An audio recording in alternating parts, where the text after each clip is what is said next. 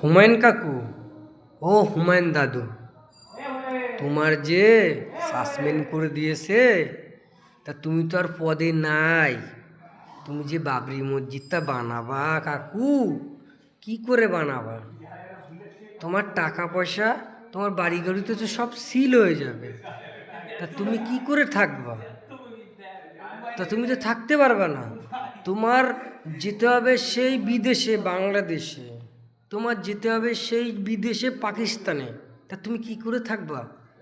ও হুমায়ুন কবির কাকু, ও হুমায়ুন কবির দাদু, তুমি তো এই ইন্ডিয়ায় থাকতে পারবে না। তুমি যেখানে ছিলা, যেখানে খেয়েছো, সেখানে নুন খেয়েছো, সেখানে গুণ না গেয়ে তুমি অন্য দেশের কেন গুণ গাচ্ছ? তোমার তো নাম কাটেনি। তুমি তো ভালো লোক ছিলে। তুমি এত পাল্টে গেলে কি করে?